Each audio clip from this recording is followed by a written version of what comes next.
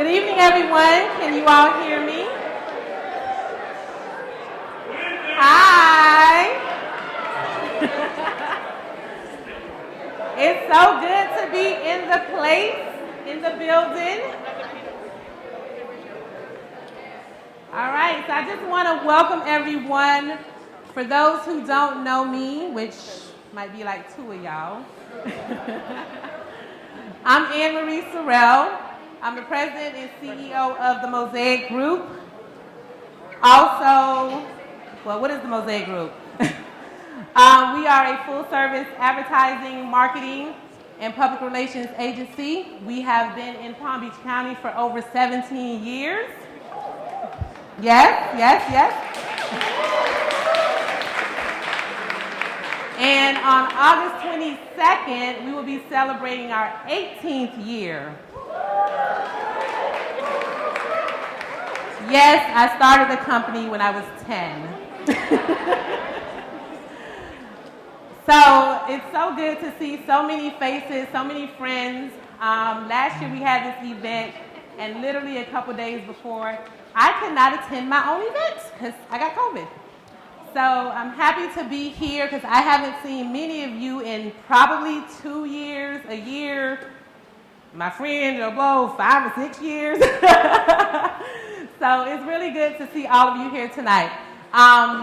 It's National Black Business Month. Yes. And I see Black excellence all across this room. I have been doing this event for the last 7 years, and I want to thank the City of West Palm Beach for being an amazing partner with us every single year. This event has been made possible because of our partnership with the City of West Palm Beach, and they continue to partner with us, and we continue to grow the event, celebrate businesses, and celebrate them and feature business. So you'll hear from a few featured business tonight. So to get started, I want to introduce our amazing mayor from the City of West Palm Beach, Mayor Keith James.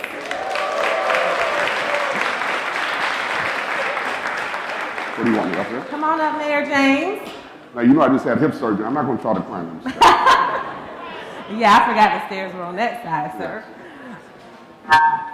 Now, many of you may or may not know, Mayor James is the city's first African-American strong mayor, whereby the mayor is the city's chief executive officer, and he directs the administrative structure of the city. And so many other things. And tonight he'll be sharing his vision, he'll be sharing what's been happening in the city of West Palm Beach. Of course, there are many leaders from the city of West Palm Beach here who he'll be introducing. We have the Office of Small Business here as well, so if you're not registered with the city, they'll get you taken care of. We also have members of the CRA here, so there's much to learn, lots of networking. Mayor James, take it away. Thank you, Anne-Marie. Good evening, everyone. Now, that would be good if this wasn't Black History Month, so we're going to try that again. Good evening, everyone. All right, that's all right. That's much better. The first thing I want to do is present a proclamation. This proclamation will be formally adopted by the City Commission on Monday evening, but the purpose of this proclamation is to formally recognize and acknowledge that in the City of West Palm Beach, August is indeed Black Business Month, and I'd like to call the head of the Black Chamber, Grassford Smith. Grassford, can you join us up here? And let me present this to you, sir.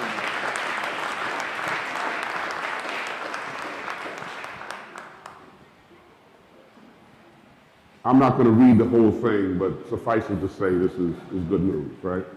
That's right.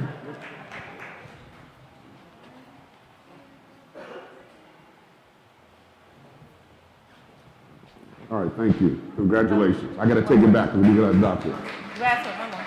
Another one? That's the professional. Oh, all right, very good. Thank you. All right, so now we will have the mayor. Mayor, we're going to just have a seat. We're just going to have a conversation with all of us. about what's happening in and around the city of West Palm Beach, sir. Well, first of all, I got to acknowledge a few people who are in the crowd, or else I won't be able to go back to City Hall. And at the top of that list is my fellow commissioner, a member of the dais, Christina Lambert. Is she here? I thought I saw her here. Commissioner, thank you for joining us.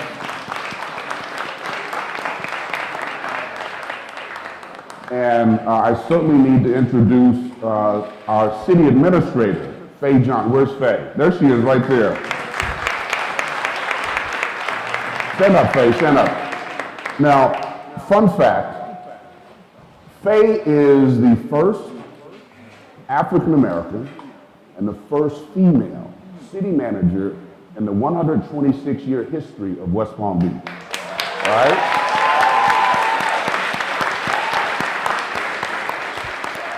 And she's a hometown girl. She grew up in Pleasant City. All right, so she grew up here. So that's an amazing story in and of itself. So, we have Assistant City Administrator Armando Fana. And of course, the man who is running my Office of Small Businesses and Small and Minority Business. Where is Mr. Hayden? Frank Hayden.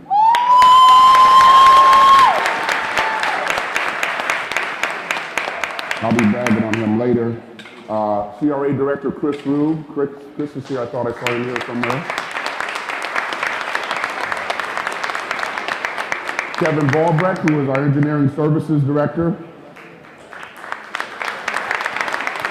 And last but not least, our procurement official, Paul Bassar. Paul, where's Paul?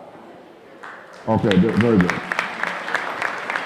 And a point of personal privilege, you're going to be hearing from my dear friend, Christopher Williams, later. But let me just say, he is a dear friend. He and his wife, Janice, where's Janice? There she is, Janice Williams. It's certainly a great honor to hear from Chris, and I know he's just going to blow us all away with all of his wisdom. Chris, you can pay me later for that little plug. But anyway, most importantly, Chris and Janice are residents of West Palm Beach.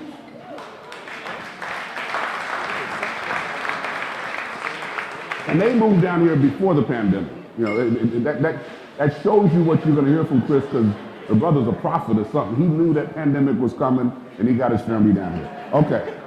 All right, go ahead. We'll get to your questions there. I'm sorry. Well, of course, it's National Black Business Month. Yes. So tell us why this month is so important to you and the city of West Palm Beach for you to continue to support an event such as this one. Well, my vision for the city, which I've articulated even when I was campaigning, and has been my North Star since I've been mayor, is to make West Palm Beach a community of opportunity for all.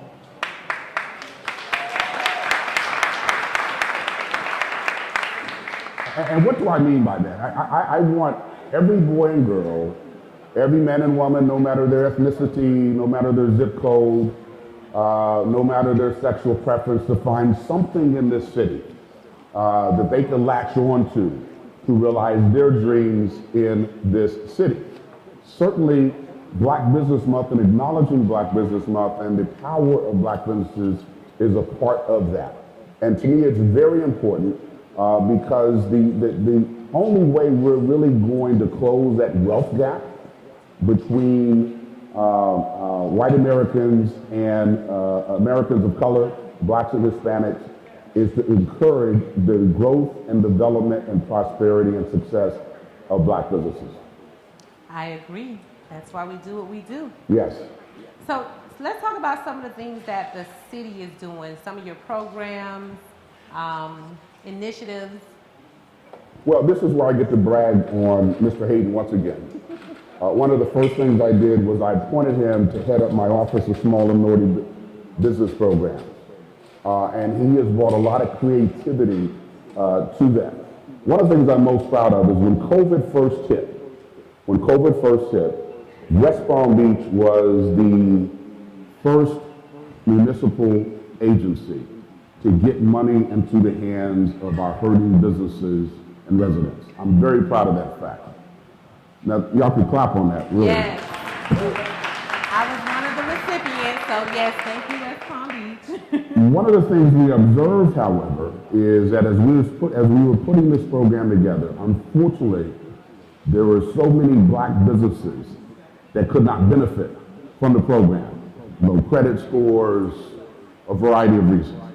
So once we got stabilized, I sat down with Mr. Hayden and we decided to come up with our own program, working with BDIC and Valley Bank, where we as a city would be lending money, actually low interest loans, and we're looking to turn it into grants to small businesses, black businesses, businesses of color, so that we can help them elevate themselves. And so the barriers to entry won't be as high, but we thought it was important for us as a city to put skin in the game. And I want to commend Mr. Hayden because he brought that program to me and we jumped on it. Now, quite frankly, ladies and gentlemen, we have been unpleasantly surprised with how few black businesses are taking advantage of this program. So if you're looking for a loan, low interest loan, which may become a grant, you need to see Mr. Hayden because we are looking for more black businesses to take advantage of this program. I hope y'all heard that loud and clear. Loan that may become a grant. You know, and they didn't clap on that either. I know, like, maybe we need to break it out. Loan that may become a grant. If Yes. it becomes a grant, you don't pay it back. Y'all better sign up.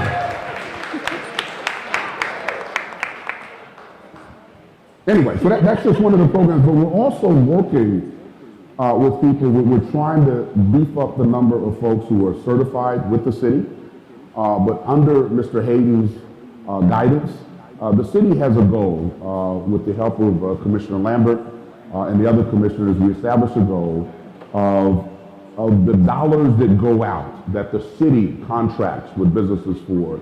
At least 18% of those dollars should go to small and minority-owned businesses. At the last report, and Mr. Hayden, correct me if I'm wrong, I think we were up to 23%, if I'm not mistaken. He's not even listening to me. But I believe there was 23% we had achieved, which is great. What that means is of the money that the city spends on services and products, 23% of those dollars are going to small and minority-owned businesses. Thank you.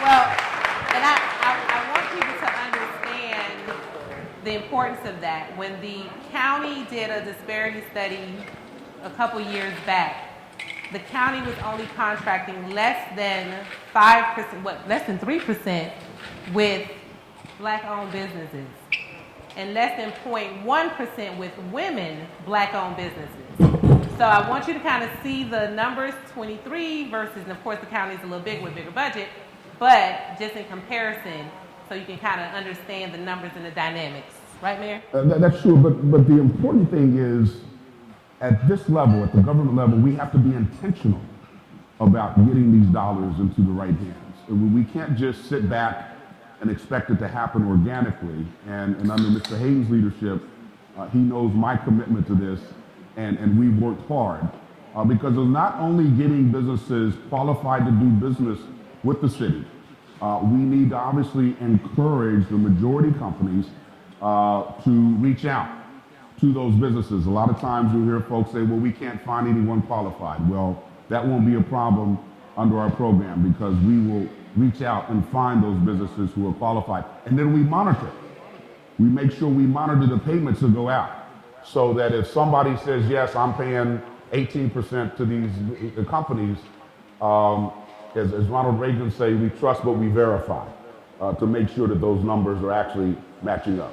So this is something we're very intentional about, and we will continue to be intentional about it. Mayor, can you just really just quickly highlight, because I think a lot of times people only think about construction and working with prime contractors, but the city purchases other goods and services, correct? Yes, we purchase a number of goods and services. In fact, I'm very proud of the fact that even for this program itself, we have a number of black businesses that are providing services. And we also, as part of our the diversity program, we have sheltered industries.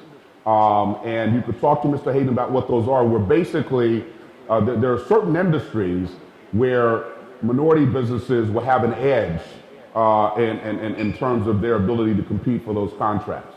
So again, we have tried to go out of our way to make sure, again, that we're intentional about getting money into the hands of small and minority businesses here in West Palm Beach.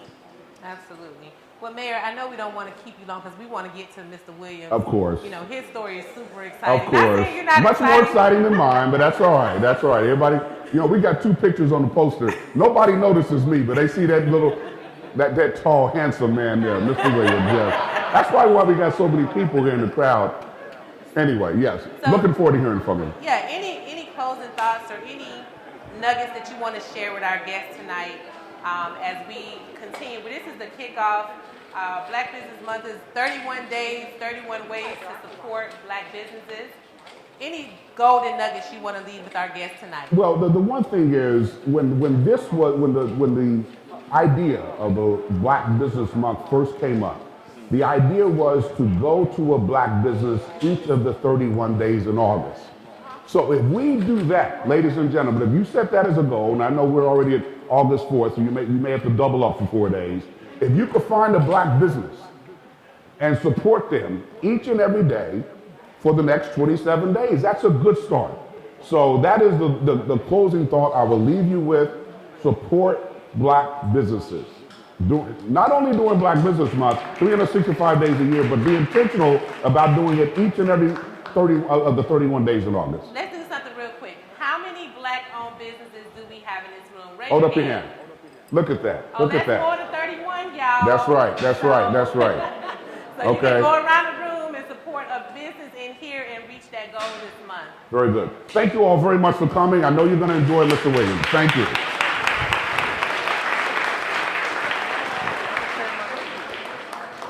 All right. So speaking of Black-owned businesses, I want to take the opportunity. A couple years ago, we started featuring local West Palm Beach businesses, and tonight I get the opportunity to introduce 2.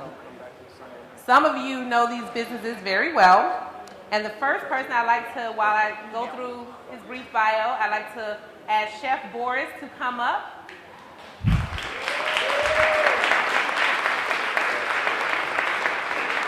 Chef Boris is the executive chef and owner of BDS Catering Productions. Trained at the Lincoln Culinary Institute, his specialty is serving great tasting food that people enjoy eating and sharing. Crediting his ability to adapt and adjust, he studied the art of food, became knowledgeable of food pairings, flavors, and seasonings, and found an appreciation for a diverse palette of cuisine. His dedication paired with his vibrant sense of humor and obvious skills in the kitchen has allowed him to serve a multitude of clients of differing backgrounds and cooking anything from Asian fusion to soul food. His living mission is offering turnkey solutions for private and corporate clients that are executed flawlessly. Nothing brings people quite together like great food, and Chef Boris provides that. Let me get you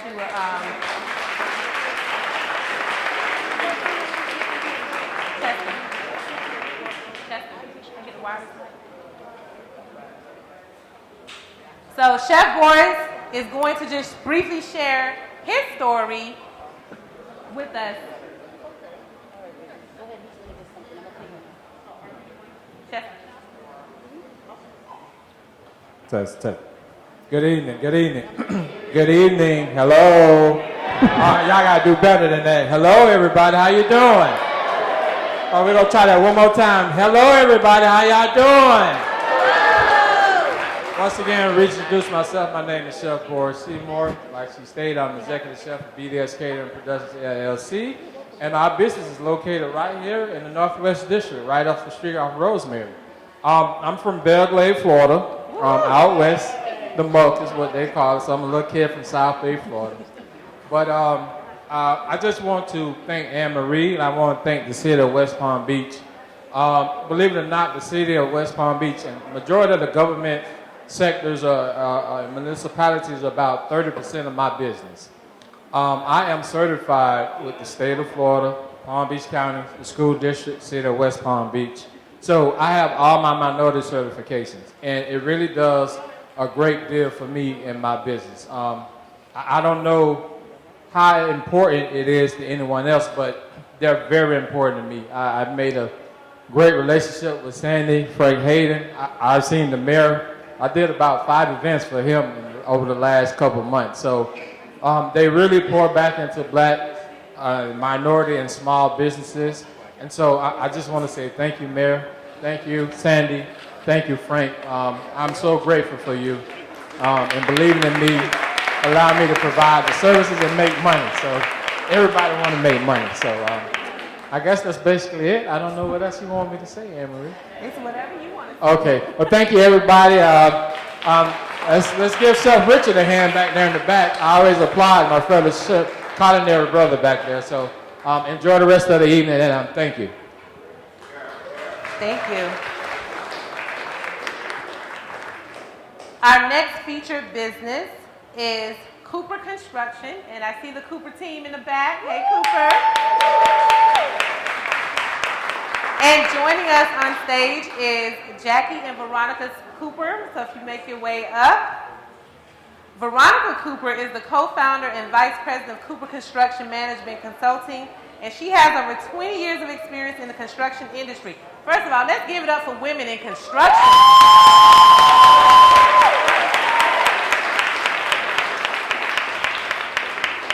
Ms. Cooper spearheads all aspects of the strategic direction of the firm, including strategic relationships and alliances, new business and market development, project pursuits, proposal responses, and presentations through project awards. She also establishes corporate culture and branding. She holds a Bachelor's of Business Administration with majors in Management and Marketing from FAU, where she graduated magna cum laude. Okay, she's the brains. She's well-versed in many areas. However, one of her core strengths is her ability to instinctively understand her clients' needs and to successfully translate those needs into a highly effective and efficient plan of action. Veronica, and this shows you that a husband and a wife can do business together and do it very successfully. Thank you, Anne-Marie. Good evening, everyone. Thank you. Again, I'm Veronica Cooper, Vice President and co-owner of Cooper Construction Management and Consulting, along with my partner Jackie and husband. We've had the pleasure of being in business since 2004. Thank you. We've enjoyed the opportunities that have been presented here in the city of West Palm Beach. Mayor, thank you. Commissioners, administration, thank you. It's been an honor to work on several projects here. We are small business certified. We're minority business certified. And as Chef Boris said, the procurement office is always a great supporter of minority-owned businesses, and we appreciate their services and support as well. And we're very honored to be here this evening, appreciating the recognition for black businesses that can prosper here in the city. So thank you very much. Thank you, Veronica and Jackie.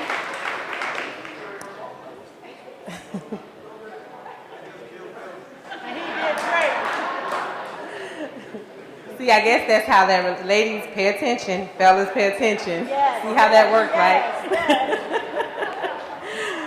Okay, well, I am excited to bring forward our next guest, Mr. Christopher J. Williams. And as he makes his way to, we're going to have our fireside chat. But before we do that, I want to acknowledge Commissioner Shalonda Warren. Thank you for joining us. I know she wouldn't have missed this for the world. I was just wondering where she was. So, Christopher J. Williams. He is the chairman, and I hope I say this right, of Siebert Williams Shank Company, America's largest women and minority-owned investment bank.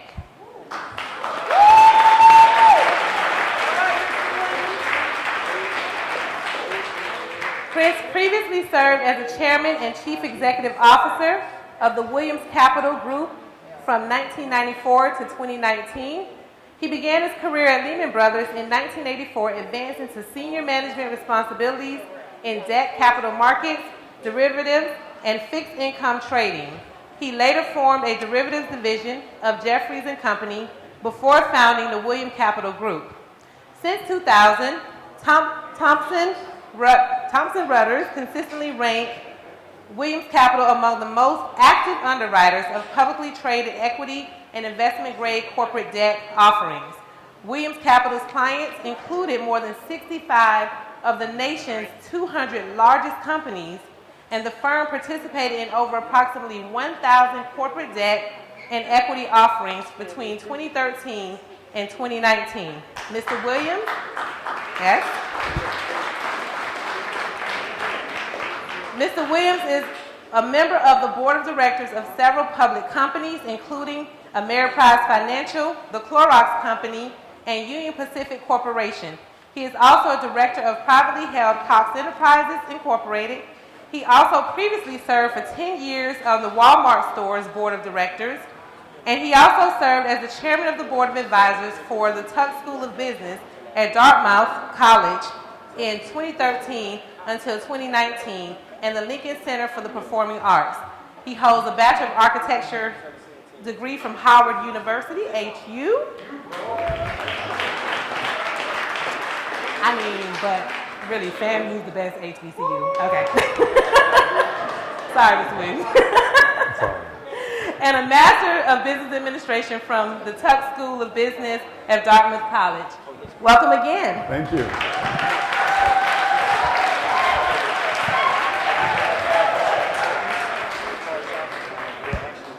So I'm just honored to sit here and ask these questions. It's my pleasure. Thank you. So give us, in your own words, I just read the bio and, it's great. But in your words, what's been your journey and career in investment banking? When people think about investment banking, we really don't totally understand it, especially as business owners. But what kind of made you get into the financial markets, get into the financial industry and investment banking particularly? Okay, well, first I want to begin by thanking all of you for coming out this evening. It's a pleasure to see so many of you out in really thriving businesses in the Palm Beach area, West Palm Beach area. And I also want to thank, I have a number of colleagues. I see over at this table, my wife, Janice Savin, who you met earlier, who founded Williams Capital with me. Also, I saw Melissa Rowe and TJ Mitchell over there as well, also colleagues, and one of my other partners on the right standing up, Sean Wordlow. A number of them here, so appreciate that. So, in answer to your question, investment banking, my journey. Well, I didn't start out thinking when I grew up that I wanted to be an investment banker because like so many people, I had no idea what investment banking entailed. In fact, when I finished college, my profession that I pursued was actually architecture. And I worked at an architectural firm in New Haven, Connecticut that was founded by two industrious and very smart, hardworking, visionary Howard alums. I mean, that school that's, it's okay.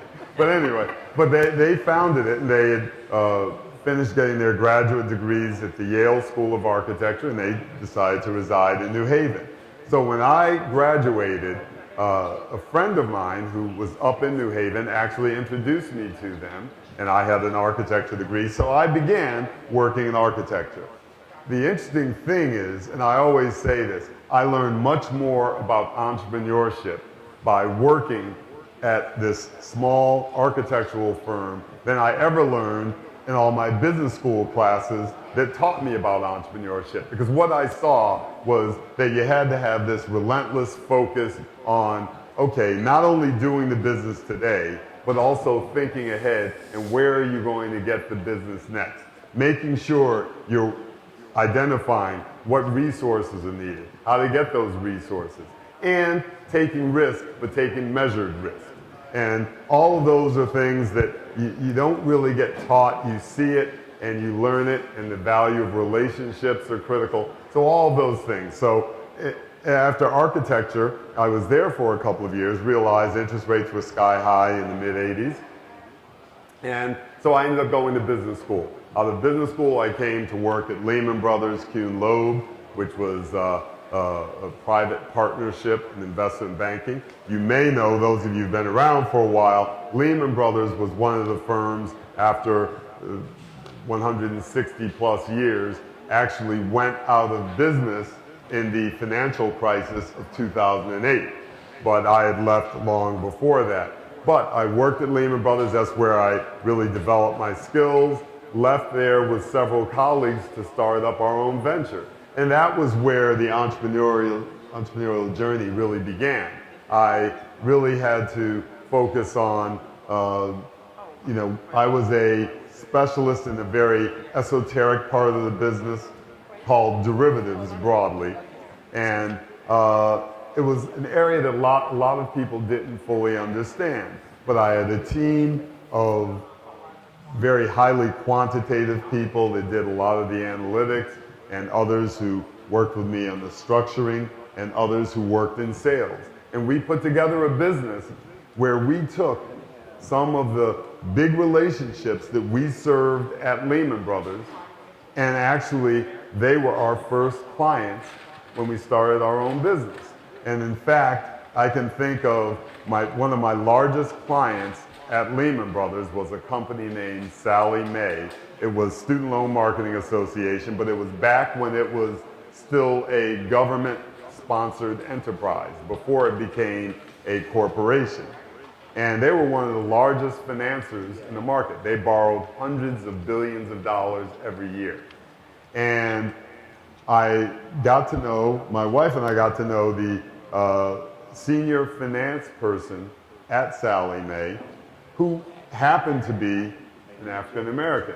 But I started doing a lot of business with Sallie Mae before I met him, and the way I met him was because when he was in meeting all the people at Lehman, the treasurer of his company said, I want you to meet the person who's been doing all this business for us. And we didn't have Google, I couldn't see who the person was before. And suddenly he saw me and I saw him, and we developed a great relationship. But that company was actually our first client when we spun off and became a separate entity. So all that to say, relationships that you build at every phase of your life and your career are critical, and you leverage those as you go along and you grow forward. There's a lot more I'll go into as we go through some more questions, but I just want to provide that background. That was great. Architect, financial Right. investment. Doesn't sound like it goes together, but it works. It worked out. Right. So one of the biggest challenges and hurdles for small businesses is capital. What trends are you seeing in the investment world for founders and Black-owned businesses, and what advice can you offer businesses that are here that may be interested in private investments into their companies? Mm-hmm. Okay. Well, capital is the age-old problem and challenge that every entrepreneur faces. I mean, that's universal. And unless you were born with an unlimited amount of money around you, you will have a need for capital, and it will, in all likelihood, be difficult to raise capital. Now, when we started out, we had some capital that we put in. We had some capital that a business partner, Jeffries and Company, when they invested in us at first, they put in. And then the rest we thought, well, of course, we're going to start making money before this capital runs out. Well, that never happened, it seems, not in most lifetimes. So we found ourselves short of capital. And that's where everyone has to hustle and find every avenue they can, but usually the only avenue that's available is friends and family. And we know that many of our friends and family don't have a lot of resources. I happen to find that my father-in-law, who was in the business, believed in us working in our business.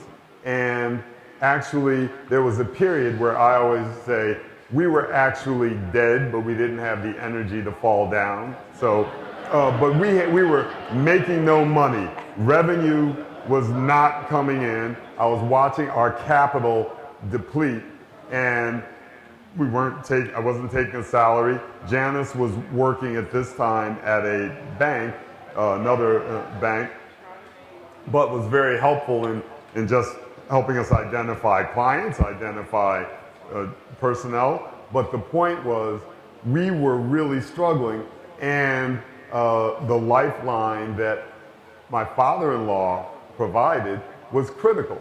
Now, had he not been there, I can't say we absolutely would have failed. Maybe we would have found something, but I can't think of what we would have found because it was really difficult. So that happens with everyone. So the key is, the first step is try to get more capital than you think you will need, but also come up with the most lean operating model you can possibly develop. Because even though it's always good to build out, to say we need certain resources in place in order to capture this business,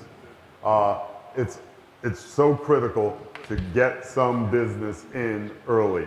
And that one client that I mentioned who I spoke to when I was leaving Lehman Brothers, he was instrumental in enabling us to survive. So back to capital. So there are a number of sources of capital. You have wonderful programs. I mean, I think the program that the mayor mentioned, where you have loans that may become grants. I'm actually going to call Mr. Hayden and see if I can get some of that, because I like that, and I want to find out what I need to do to make it become a grant. So, but seriously, anyway, I mean, I don't know the specifics, but you should all look at that. And that certainly makes sense. At our firm, one of the things that, in recognizing how difficult it is to get capital, even years and decades after we were extremely profitable and large and successful as a firm, it still is difficult to get capital. And one of the things we did is we went to a number of our clients, and really we started this in 2020, and we raised money for a fund. It makes loans that we hope don't become grants, but our intent is just to make loans. But it's a debt fund where we provide loans that are hopefully flexible, hopefully cost effective to entrepreneurs, and mainly minority-owned firms. Thank you. And it's called the Clear Vision Impact Fund. And we went around to a lot of our corporate relationships, and that includes, you have Microsoft, Apple, PayPal. I was on the phone with PayPal today talking about it. eBay, Northwest Mutual, NextEra Energy here locally, and even their chairman personally contributed significant funds, Jim Robo, their retired chairman. But a number of companies all contributed money for us to raise $150 million to make these loans to companies. And so what we do is we've lent to a disaster cleanup company. We lent to a company that makes pharmaceuticals, mainly injectable drugs used in operating rooms. We lent money to them. We also helped them renegotiate some of their outstanding debt. So not only do we give loans, we try to help them with whatever expertise we have in-house. We've helped them with their marketing materials, introduce them to certain healthcare systems that are doing business with them. So we introduced a managed service provider, an IT firm. We introduced them to Microsoft, one of our limited partners. They began a vendor relationship. So all of those capital, I always say the best capital I can get is capital that comes from making money from customer relationships. So if you can start out with customer relationships, that's great. But often you need something to start. So things like our fund are important, and we try to be additive, but certainly any type of grant, and then, looking at trying to leverage your friend and family network if needed. And again, it's best to leverage them before you get your back against the wall, because when you get your back against the wall, it absolutely has to be your closest friend and family to give you money. So I just want to add a little bit, taking a little personal privilege here. So, and others may have been asked or may be considering or may not even have thought about it, but I had a friend who's in New York and he's into investment banking, and he had asked me about, had I ever considered, if I want to take my firm global, getting an investment banker or getting a private equity investment. So what are the benefits, risks, rewards of that type of situation if any business in here was approached to potentially scale their operation by having private equity investment into their operation?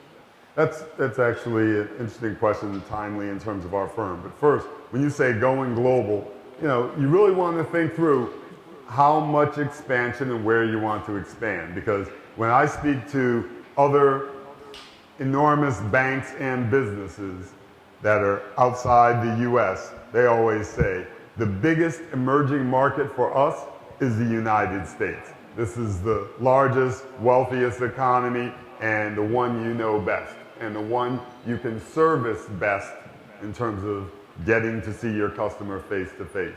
Now, if your business is one where global opportunities exist and there are a lot of costs associated with the expansion, and I can't tell you enough how much I'd really be cautious about that, then it could make sense to look for I would always prefer, rather than to get a private equity firm, I would prefer to get a strategic partner, another business who does what you do or knows what you do or parts of what you do better than you know what you do.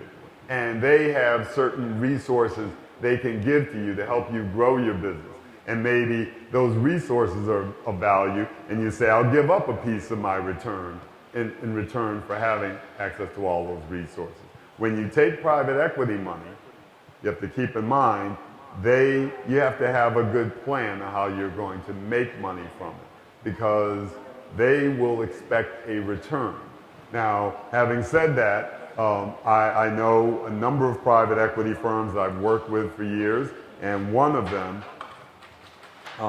recently we announced a deal where they bought an interest in our firm and arranged some very attractive financing for us. But they are a firm I've known for decades, worked with. I was on the board of a company that they own, Caesars Entertainment, the gaming and entertainment company, and worked with them in good and bad times. And so we knew one another well, there's trust, and they also were a customer of ours. They were putting us in deals. So that was one where I normally would probably not have looked for private equity. As I said, I'd always rather find a strategic partner who can help you grow your business, because a financial partner, which is private equity, they'll put the money in. Their obligation is not to try to help you grow. Their obligation is to maximize the return they get. Now, the way they'll get their return maximized if you grow, but they put the money in because they are believing in the story that you know how to make yourself grow. So it's a trade-off. But if it makes sense and you're confident, you've done the analysis, and often an investment banker might help you go through the analysis, because if the banker doesn't believe it, then they will tell you, because they won't be able to raise the money for you. Absolutely. Thank you. So ownership is the way to generational wealth, whether it be business, real estate, or financial markets. What advice can you offer for building wealth for oneself and for generations to come? Well, look, I mean, it comes down to, if you're talking about the business and owning a business, the business itself has to be successful. And that is not an overnight event or occurrence. It's built one day at a time, one client at a time, and the best way that I know to create the real wealth is to have very strong client relationships that are repeat clients. You keep those, you add, you build more. Now, one thing that we did at our firm, again, I had started the Williams Capital Group in 1994 and built that, and our focus was on corporate clients. Siebert Williams Shank Co, which is the firm that we merged with in 2019, was founded around maybe a year or two after that, and their focus was on, they did a number of things, but largely in the municipal market. So you had two firms, one that was focused on corporations, the other one focused on municipals. Each had a very strong operating history in their respective market. Suzanne Shank, the CEO of Siebert Williams Shank, and I knew one another, had not really worked together, but knew of one another's reputations in our respective businesses. We made the strategic decision to merge our firms because there's also a point where you say there are only so many hours in a day, so many days in a year, and so many years in your career. So in order to grow your business to a level to create the kind of wealth, it often makes sense to look for the right partner. Now, the one thing I think both Suzanne and I often say that each of our businesses are the only ones that we knew in the industry with whom we would have merged.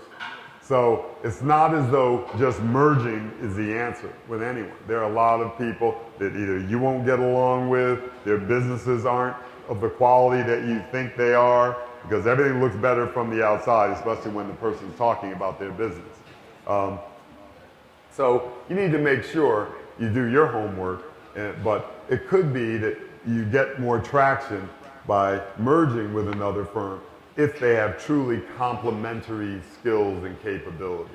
But so again, when you're saying how to create wealth and multi-generational wealth, well, it has to start with the here and now, you building a solid business and building one where you have the team and the resources so that that business has the ability to operate beyond your career. If not, then you need to make sure in advance you plan on an exit strategy on how to get your liquidity or value of your business or team up with a partner that will keep it going for a long time. Oh, thank you. So, a couple more questions. We're hearing that there's a looming recession. Some people say it's already here. When I read the different economic outlooks each day, there's a different story, but the main story is that there's somewhat of a recession happening. So would you agree with that? And if so, how do we as business owners and professionals recession-proof ourselves, so to speak? Yeah, well, there's definitely an economic downturn. We can call the recession or near recession, but certainly consumers are starting to feel it. They're buying less. You see it. I'm involved in my board life. I see I'm on the board, as you mentioned, of Clorox. That's a consumer product. Did extremely well during the pandemic. And then but because of that bump up in business that was well in excess of anything we could have predicted for obvious reasons, when there is less of a focus on pandemic and disinfecting surfaces, then you see a decline. So that's first you see a real decline, but also as consumers are hit with higher prices on everything, if you are a company that sells brands as Clorox or Procter & Gamble products, then they know that they have to compete with some of the cheaper brands or private brands. So you go to Wendy's store, you can buy the store brand or you can buy the name brand. And if you have a limited amount of money to spend, you make choices, and sometimes the store brand is what you do. So, having said that, that's the first thing. There definitely is some type of whether it's a recession, it probably is, and it may continue for a while.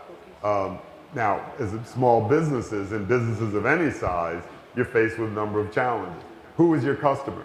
Is your customer, how badly are they affected? If your customers happen to be oil companies, they've done pretty well the last few months. So you probably, you can sell a lot to them, which is why it's good to have a diversity of customers, not all the same. If your companies are technology companies, they haven't done that well lately. And even financial services companies, all of them, banks have been hit a bit. So really recession proofing, diversify your customer base, make sure that you get ahead of the curve. Everyone I know, when their business starts to slow down, they are late in often making some of the difficult choices if they have to reduce staff, if they have to, not expand into that area they've been negotiating for a period of time, and then they say, maybe I shouldn't, but they don't want to not do it.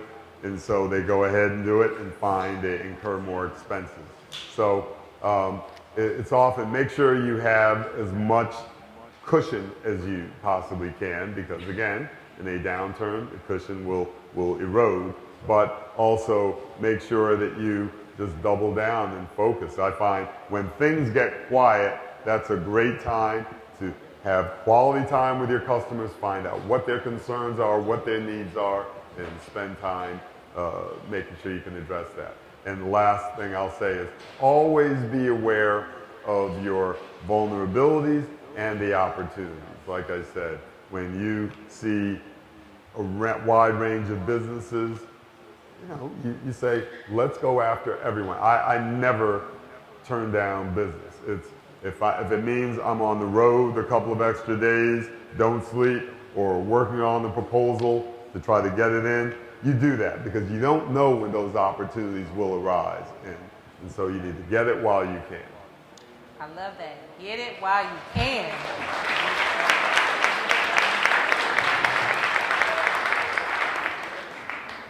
So my last question before we open it up for a few questions from the audience. It's National Black Business Month. What's your take on National Black Business Month and these types of efforts? Why are they important? Well, I think what's most important about the Black Business Month, but more importantly, these types of gatherings, is that they make individuals aware of opportunities and others that are also share a common experience. Could also be customers, could be resources, could be partners, but awareness is so critical. So often when you're in this entrepreneurial journey, you can run into problems and you might feel as though you're the only one out here dealing with this, when you might find there are a lot of other people who have the same challenges that you have. You might, not to go back to what we started with, but it could be that, hearing about this loan program that could be a grant program could be important, could be just what someone is qualified for and needs and is eligible for, and it could make the difference in your business. But also, organizations like this enable you to meet your peers, hear from someone when they hear about your business. They'll say, well, if you tried this company, they may actually be a good customer of yours. And those are also important. The networking, so you have relationships, you find out the resources, and just you increase the visibility of your company. But I think that's really important. Awesome. So we're going to open it up for a couple of questions from the audience. If you have a question, Mary, give it up for Mary. Mary's our operations at the Mosaic Group. Let me tell you, she is my right, left hand, every hand. She makes things happen. So if you have some questions, raise your hand and Mary will bring you the microphone. And any question, happy to. Good afternoon. I'm Janelle Fulford of Neighbors on the Island magazine. So you mentioned when the economic turndown happened, or when we're in the midst of that, to kind of develop your client relationship. How do you feel about advertising during that? What avenues do you think would be the best things to go into during the recession times? Yes. You know, advertising during a recession can be a challenge because you typically won't get as much bang for your buck during the recession if in fact people are not able to buy as much. However, if you are creative about it and getting your name and your business out there, it can be really valuable because others are cutting back. I mean, all large companies, they cut back on their advertising spend when things get tight. So if you're able to sustain some type of advertising, usually it's got to be very creative, you can actually benefit from that and pick up ground. Now again, depending on how deep and how long the recession is. I know if we look at going back, well, over a decade, when you had what was really a banking and financial crisis in 2008. I mean, there are so many stories, but you know, I wake up every day and hear of a new firm on the verge of bankruptcy or going bankrupt. And that was happening quickly. And really what happened when you think of it, and this is something when you say, what should people do to kind of fortify their businesses? The companies that didn't make it, large and small, are those who were heavily levered, means they borrowed a lot of money, and even if they had assets that they bought with that money, and I don't want to get too complex, a lot of the assets that they bought were illiquid assets. Meaning, let's say you borrow a lot of money and you have to keep rolling that borrowing over, and you buy real estate, and suddenly there's a downturn in the real estate market, and you can't sell it for what you thought, but this money is still due. That's an example of where, you know, you have a mismatch of your assets and liabilities, and you have a mismatch in terms of how frequently your borrowing has to get renewed, and yet how readily available a buyer is for the assets that you bought. So you have to be really careful about things like that. Any other questions? Oh, yes. Hi, Tiffany David, City of West Palm Beach. Thank you for your insights, and thank you, Anne-Marie, for being a gracious host. I wanted to ask you about the statistics as it relates to minority businesses. Black women found the most businesses, right? But many of the businesses aren't sustainable, so they're not growing past like the 5-year mark. What advice do you have for people who are eager to start, take the risk and start, but may have issues with sustaining the business? Yeah. I mean, that's a great question, and that is probably ultimately the most important question. You know, some businesses, and I've seen some very successful businesses, were born out of someone's specific passion or skill. You know, if it's, say, a hair care product, there are examples of people just having a formulation and saying, hey, I'm going to go with this. There are so many businesses that are started out of someone's inspiration. Now, the challenge is there at times, and I'd say frequently, is not a lot of analysis that the person has been able to do in advance. They started the business, they started out very small, they found a few people who liked it and wanted to support it, and they said, let me grow it. But the analysis of understanding the scale of a market is so important, and how much of a market you can serve as an individual. That's a challenge. And so I think a lot of the businesses don't make it because either they initially start out and grow too quickly, and we've all seen that, and suddenly they realize, I can't be everywhere at once. Therefore, that little store or operation I started here was successful, yet the other two that I'm trying to hire other people to run is not as successful because they're not willing to devote the time and effort and passion. That's probably one of the biggest problems. You can't replicate yourself. So unless there's someone else who has the same passion and skill set and tenacity and every other requirement that you have, that makes it difficult. And then it's just everyone starts out with too little money. You don't have the money and you say, I'm going to start out, and then you realize it's just too hard to every month realize I've got to pay this bill, I can't pay this bill, and so people sometimes they throw up their hands, and I understand it because they just didn't fully appreciate how difficult it would be to scale and build the business. And as I said, when we started, there were times I'd wake up in the middle of the night and realize, okay, there's not going to be any sleep tonight, so I may as well get up and do something because you're worried about everything that's going wrong. That happens. Does that ever stop? I will say I do sleep through the night now, but you do still think about it. You still have to be mindful of being aware of all the things that could happen. I just couldn't be going through this many years of never sleeping. That would have been rough. Just wondering, I'm trying to figure out when I'm going to sleep, so.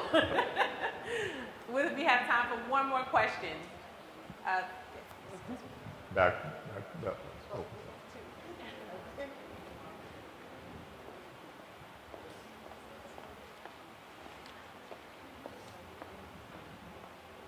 Hello, my name is Rita, and I'm from Rita's Journey Escapes, a travel agency. It's not an MLM, but my question is, I do have a really great startup, story here, but right now I am at home, working from home, because when I started, COVID started, and my dream is to have a storefront company. So from going from home to a storefront, what would you recommend? Because I don't have a lot of startup. My friends don't have any money, but I believe in myself. And it's growing more and more where how I believe in myself started in a car. Now, did you say travel, your business? Travel. Travel, okay. Travel. Now, why couldn't you, instead of a storefront, you have a website or, because often an online presence, most people are thinking of travel. They're looking online, searching, and if you have something where you can still do it from your home or some other place that you want to have as an office, I think that's more important than a storefront. I didn't mean to cut you off. You might have more to the question. Oh, no, because I am getting a presence online. And then as I drive, as I work also at a credit union. So I get to speak to people, and the first thing they say is, where are you located? So sometimes you just don't want everybody in your home, because if it's something with a group, I can't take everybody to Starbucks, right. or wherever. Right. So, There are, I would say, look at if anyone has an office suite, you might be able to work out something with them where periodically you can bring people there, use their conference room, pay them some portion of the money. You can work through a number of avenues where businesses that have extra space, because so many people are not going into the office. So there might be a lot of, if you just network around the area where you want to be and see if there's anyone that has extra office space and you'd like to put up your shingle and see if you can use at least part-time. We actually have two solutions here. So Mosaic Co-work on 45th Street, and you have Cityside Suites in the Northwest. So 2 Black-owned co-working spaces here where you can rent office space when you need it at the budget that you can afford.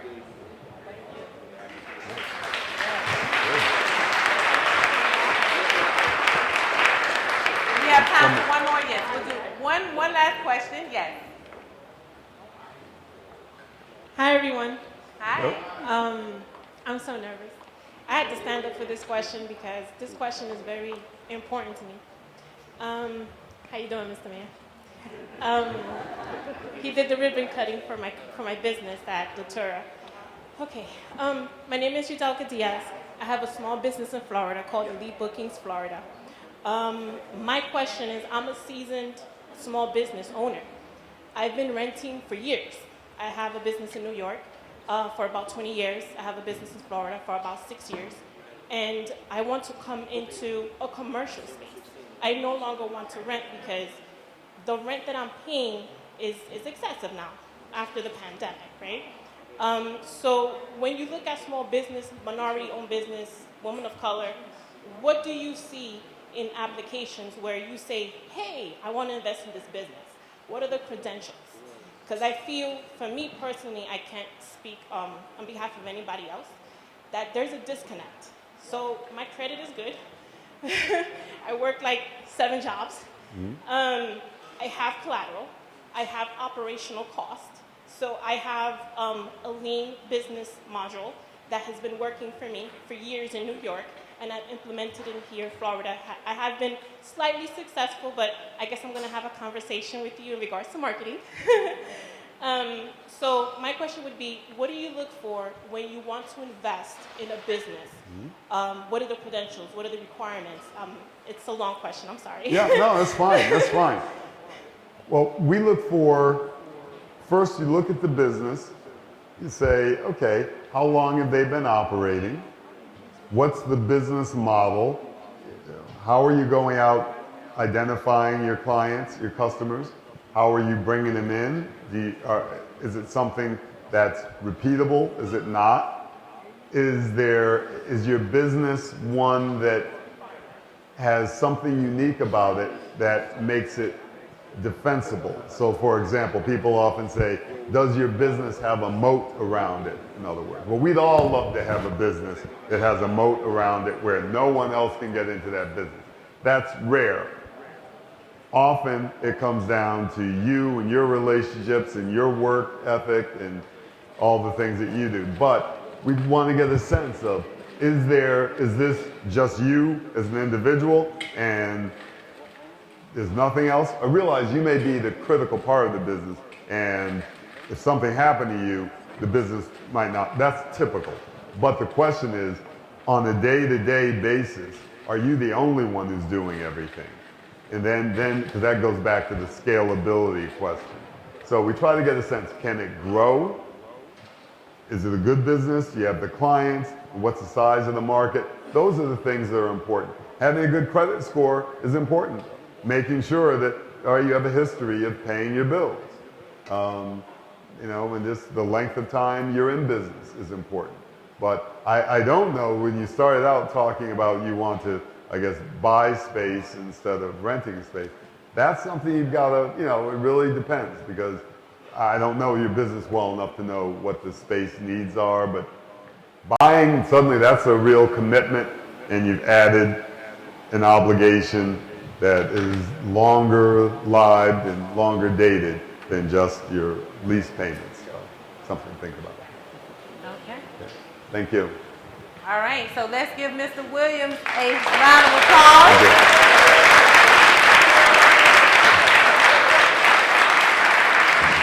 So stay with me for just another brief moment. Mr. Williams, stay with me for a minute. I will. Okay, so just a few acknowledgments. I want to recognize our vendors in the building.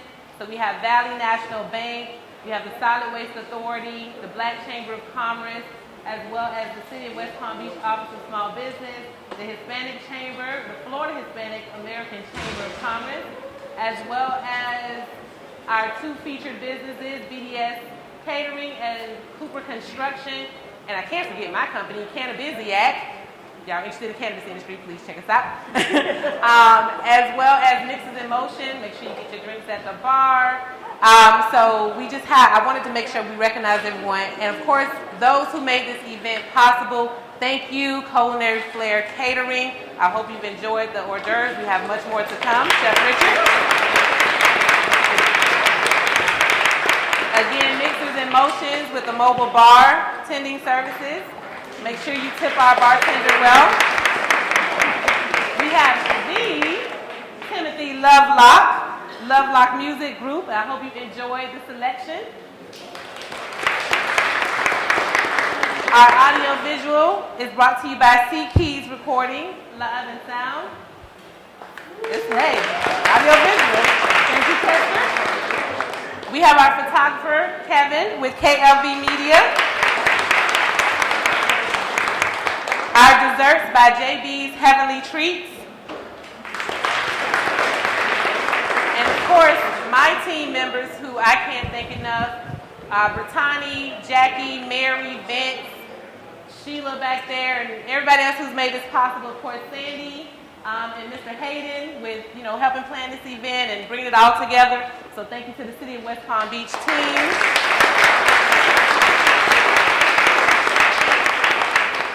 And so I just want to close by saying that you heard a lot of great information here. I know everybody's going to try to connect with Mr. Williams. That's just what we do. But make sure you connect with each other. There's a lot of business to happen in this room. Make sure you connect with each other, network with each other. There are more than 31 business owners that raised their hands. So remember, what did you say, Mayor? There's 27 more days. You got 27 more days. You can double up on a few of them. Make sure you support a black business every day this month, and make that a practice 365. And you can learn more. You can get different tips at blackbusinessloop.com. Most of you registered on the website to the event. We also have another event coming up in Broward County on the 26th, and we partner with the Urban League of Broward County every year to do our lunch side chat. So it's going to be a luncheon. We're not having a conference this year, but that's okay. Next year we're doing a 3-day Sistrunk Boulevard takeover. So don't worry, the National Black Economic Conference will be back next year along with this event and our Broward event.